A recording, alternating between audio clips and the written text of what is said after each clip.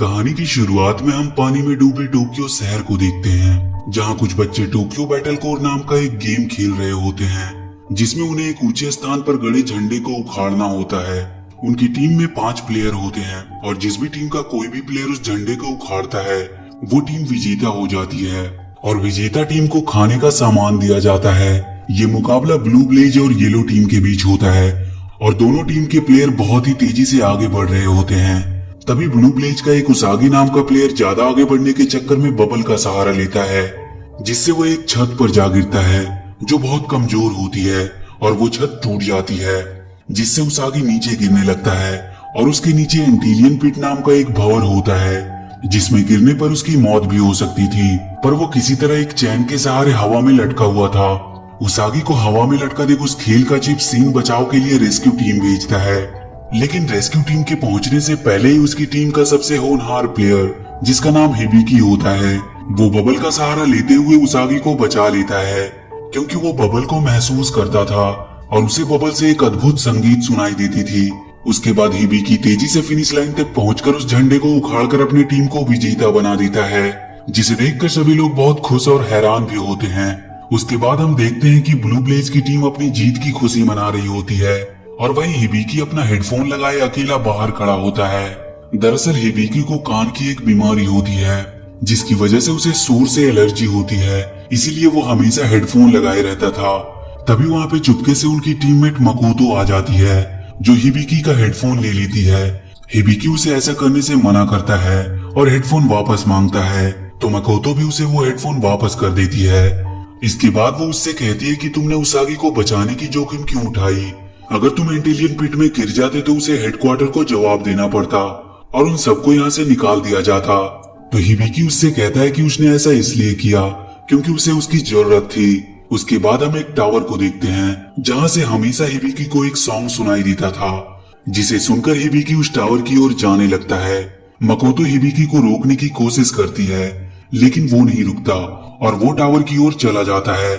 उसके बाद वहाँ पे सीन आ जाता है, जिसे मकोतो बताती है कि हर बार की तरह सॉन्ग सुनने के लिए हिबिकी टावर की ओर गया है, तो सीन उसके पीछे जाता है। उसके बाद ये कहानी 5 साल पहले फ्लैशबैक में जाती है, जहाँ हमें बताया जाता है कि पूरी दुनिया में बबल गिरे जिनमें रहस्यमयी शक्तियाँ थी और उन बबल के गिरने से पूरी दुनिया में हंगामा खड़ा हो गया। कुछ समय बाद टोक्यो शहर के केंद्र में एक बहुत बड़ा विस्फोट हुआ, जिससे टोक्यो शहर एक अंडरग्राउंड हाफ बबल बन गया। उसके बाद से दुनिया में बबल गिरना बंद हो गया, लेकिन टोक्यो शहर में बबल गिरने की घटना जारी रही और कुछ दिनों के बाद वो बबल फटकर पानी बन गए, जिससे पूरा टोक्यो शहर डूब गया। पूरी दुनिया से वैज्ञानिक टोक्यो में रिसर्च करने के लिए आए, लेकिन कोई भी वैज्ञानिक बबल फॉल फेनोमेना का कारण नहीं बता पाया। धीरे धीरे टोक्यो के लोग अपना घर छोड़ने लगे, क्योंकि पूरा टोक्यो शहर पानी में डूबने लगा था। उसके बाद टोक्यो धीरे धीरे एक वीरान जगह बन गया, लेकिन फिर भी कुछ लड़के वहाँ पे अवैध रूप से रहते थे और ये सब वही अनाथ लड़के थे जिन्होंने वहाँ पे अपनों को खोया था। और उन्हीं में से एक हिबिकी नाम का लड़का ये दावा करता था कि वो सेंटर से आने वाले सॉन्ग को महसूस कर सकता है, जो टावर से निकलती थी, और वो मीनार जो बादलों को घेरता है, जहाँ का गुरुत्वाकर्षण बल इतना स्ट्रॉन्ग है कि उसका कोई अंदाजा नहीं लगा सकता था। इसीलिए कुछ वैज्ञानिकों की ये अफवाह थी कि वहाँ बादलों में कोई प्रेत आत्मा रहती है। इसके बाद हम हिबिकी को देखते हैं, जो उस टावर के सेंटर पर जाने की कोशिश कर रहा था, और जैसे ही वो वहां जाने के लिए छलांग लगाता है, उसे उसकी पुरानी बातें याद आ जाती है और वो वहां से गिरने लगता है। तभी उसके रास्ते में एक स्पाइडर वेब आ जाता है, जिससे बचने की कोशिश में हिबिकी पानी में गिर जाता है, जहां उसे उसकी पुरानी बातें याद आने लगती है और वो पानी में बेहोश हो जाता है। तभी वहां एक बबल आता है, जो बहुत सारे बबल को एक साथ मिलाकर एक लड़की का रूप लेता है और वो लड़की हिबिकी को बचाकर पानी से बाहर निकालती है। और वो लड़की जब भी हिबिकी को छूती है, उसका शरीर बबल बनने लगता है। उसके बाद जब हिबिकी को होश आता है, तो वो उस लड़की को देखकर डर जाता है, क्योंकि उसने उसे पहले कभी नहीं देखा होता है। इसके बाद हम हिबिकी के दोस्तों को देखते हैं, जो उसके ना लौटने पर बहुत परेशान हो रहे थे। तभी उन्हें सिन का शिप दिखाई देता है, जिसे देखकर वो लोग बहुत खुश होते हैं, क्योंकि उसमें हिबिकी भी होता है। इसके बाद उसमें उन्हें वो लड़की भी दिखाई देती है, जिसे देखकर सभी लोग हैरान होते हैं, क्योंकि किसी ने भी उसे पहले कभी नहीं देखा था। उनका चीफ सीन उस लड़की को उनके साथ रहने के लिए कहता है, पर वो लड़की उन्हें बहुत परेशान करती है, क्योंकि उसकी हरकतें जंगली बिल्ली की तरह होती है तो उनका चीफ सीन उनसे कहता है कि परेशान होने की जरूरत नहीं है, अब से ये लड़की यही रहेगी और ये लड़की बैटल कोर में एक अच्छी खिलाड़ी बन सकती है। इसके बाद हम उस लड़की को देखते हैं जो इस बात से हैरान होती है कि जब भी वो हिबिकी को छूती है तो उसका शरीर बबल बनने लगता है। अगली सुबह वो लड़की उन्हें बहुत परेशान करती है। हिबिकी उस लड़की का नाम ऊटा रखता है। अपना नाम ऊटा सुनकर वो बहुत खुश होती है और जब मकोतो अपने लैब में काम कर रही होती है तो वहाँ उनका चीफ सीन आता है जिसे वो बताती है कि वो लड़की पहले से बेहतर हो रही है। और उसके अगले दिन बैटल कोर गेम में मुकाबला दी अंडरटेकर और टीम क्रॉफिस के बीच होता है, जिसमें अंडरटेकर के प्लेयर टीम क्रॉफिस के प्लेयर के साथ बहुत चीटिंग करते हैं और वो मुकाबला जीत जाते हैं। उसके बाद रात में हम ऊटा को देखते हैं जो मकोतो से लिटिल मरमेड की किताब लेकर उसे कहानी सुनाने को कहती है। तो मकोतो उसे कहानी सुनाने लगती है। उस कहानी को सुनने के बाद ऊटा हिबिकी के पास जाती है और उससे कहती है कि हिबिकी तुम राजकुमार हो और मैं एक लिटिल मरमेड हूँ। ये सुनकर हिबिकी हैरान हो जाता है और वहीं हम ऊटा को देखते हैं जो बबल की सहायता से जीवन चक्र का निर्माण करती है। इसके बाद हम मकोतो, ऊटा और हिबिकी को देखते हैं जो एक साथ बैठे होते हैं। तो ऊटा किताब के एक भंवर को देखती है तो मकोतो ऊटा को बताती है कि भंवर उनके जीवन चक्र का एक हिस्सा है। तभी हिबिकी वहाँ से चला जाता है और एक सुंदर गार्डन में जाकर फूलों को पानी देने लगता है। तभी हिबिकी को उसके पीछे किसी के होने का एहसास होता है और जब वो पीछे मुड़कर देखता है तो वहाँ पे ऊटा होती है। वो ऊटा को बताता है कि ये जगह उसका सीक्रेट है और यहाँ पे उसके अलावा और कोई नहीं आता। उसके बाद हिबिकी ऊटा से पूछता है कि क्या तुम भी वेब की आवाज सुन सकती हो? तो ऊटा कहती है कि हाँ, उसे भी वो आवाज सुनाई देती है।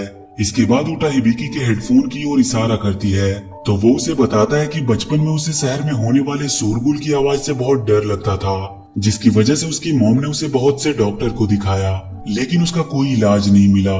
तो उसकी मॉम ने उसे हेडफोन दिया और जब बबल गिर रहे थे तो वो उस टावर पर ही था। तभी वहाँ पे एक धमाका हुआ और जब उसकी आंख खुली तो वो देखता है कि उसे बचा लिया गया था और बाकी सब कुछ तबाह हो गया था।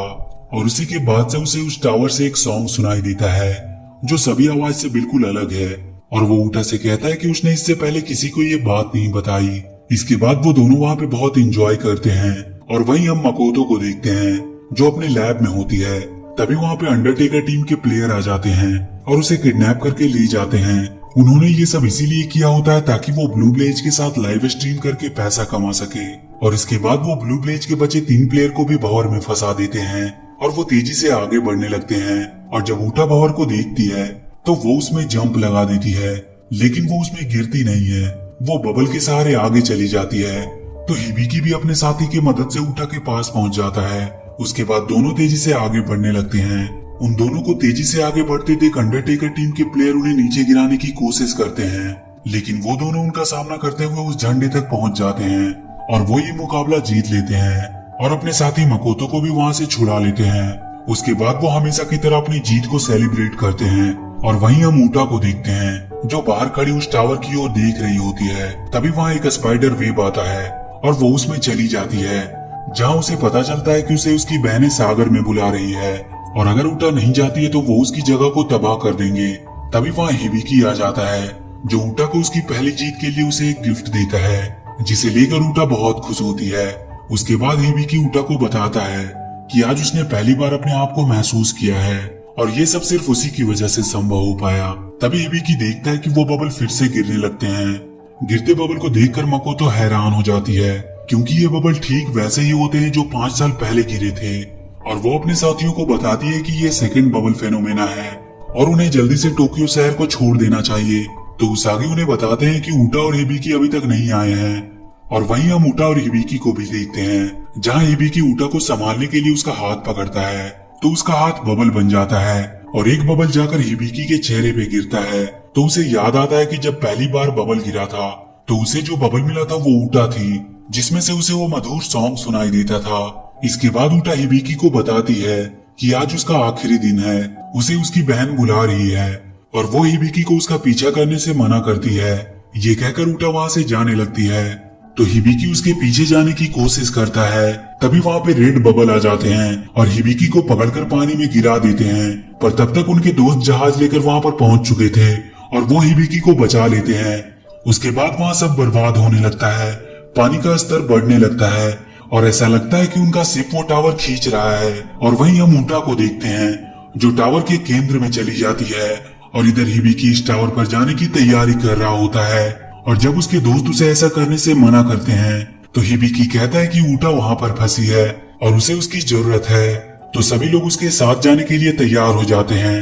तभी वहां पे अंडरटेकर टीम के प्लेयर आ जाते हैं जो उनकी मदद के लिए अपने अनोखे जूते उन्हें देते हैं।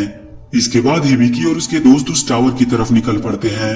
वो लोग उस जूते की मदद से बहुत जल्दी टावर तक पहुंच जाते हैं और जैसे ही वो टावर पर जाते हैं तभी वहां रेड बबल आ जाते हैं जो उन्हें नीचे गिराने की कोशिश करने लगते हैं। लेकिन हिबिकी बहुत तेजी से ऊपर की ओर जा रहा था और जैसे ही वो ऊटा को पुकारता है वो और उसके दोस्त नीचे जाने लगते हैं। और जब वो नीचे देखते हैं तो वहां 2 स्पाइडर वेब होती है जो उन्हें तेजी से नीचे खींच रही होती है। उन्हें कुछ समझ में नहीं आ रहा होता है कि वो क्या करे। तभी उनकी मदद के लिए वहां उनका चीफ सिन आता है और उनसे कहता है कि वो आगे जाएगा और वो लोग उसके पीछे आए। और सिन आगे बढ़ने लगता है और बाकी के लोग उसके पीछे जाते हैं। और वहीं हिबिकी अपने दोस्त काई और सिन की मदद से उस टावर के सेंटर में चला जाता है। और जैसे ही वो टावर के सेंटर में जाता है तो सब नॉर्मल हो जाता है और वो स्पाइडर वेब भी खत्म हो जाते हैं। इसके बाद जब हिबिकी अंदर चला जाता है तो वहां वो अपने आप को वैसा ही पाता है जैसा वो 5 साल पहले था। वहां पे जाकर वो अपने पुराने यादों में खो जाता है और जैसे ही वो अपने परछाई को छूता है तो वो बबल बनकर गायब हो जाते हैं। तभी उसकी नजर ऊपर जाती है जहां वो ऊटा को देखता है जो अपनी बहन के साथ समुद्र के तल में जाने वाली होती है। तो हिबिकी ऊटा को रोकने के लिए उसके पास जाने की कोशिश करता है पर तभी वो नीचे गिर जाता है और उस टावर से रेड वेव निकलने लगती है जिसको देखकर सिन कहता है कि अब ये टावर गिरने वाला है। और वहीं हिबिकी पर वो रेड बबल हमला कर देते हैं और उसे अपने अंदर कैद कर लेते हैं जिससे हिबिकी का दम घुटने लगता है। उसे मरता देखकर ऊटा अपनी बहन से अपना हाथ छुड़ाकर हिबिकी के पास आती है और उसे बचा लेती है। इससे उस टावर सेंटर के रेड बबल ब्लू बबल में बदल जाते हैं और वो टावर भी अब गिरने लगता है। तभी हिबिकी देखता है कि उसके छूने से ऊटा बबल बनती जा रही है और वहां पे बहुत से रेड बबल आ जाते हैं और उन दोनों पर हमला कर देते हैं। पर हिबिकी किसी तरह ऊटा को लेकर वहां से बचते हुए निकल जाता है। इसके बाद हम देखते हैं कि टोक्यो शहर जो हाफ बबल से कवर था अब वो समाप्त हो चुका है।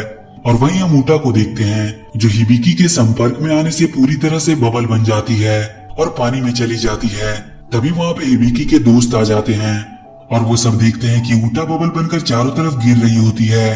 तो उसे देखकर सब लोग इमोशनल हो जाते हैं। इसके बाद हमें इस कहानी में बताया जाता है कि इसी प्रकार हमारा शरीर जिन तत्वों से मिलकर बना है वो हमारे मरने के बाद इन्हीं में फैल जाते हैं और भंवर में मिलकर पुनः एक जीवन का निर्माण करते हैं। और इसी प्रकार इस ब्रह्मांड में जीवन चक्र की प्रक्रिया चलती रहती है। इसके बाद हम टोक्यो शहर को देखते हैं जो पहले जैसा नॉर्मल हो गया होता है और वो लड़के वहीं अपना टोक्यो बैटल कोर गेम खेलने लगते हैं और ये कहानी यहीं पर समाप्त हो जाती है। तो वीडियो अगर अच्छी लगी हो तो please do like and share the video and please subscribe to my channel and press that bell icon.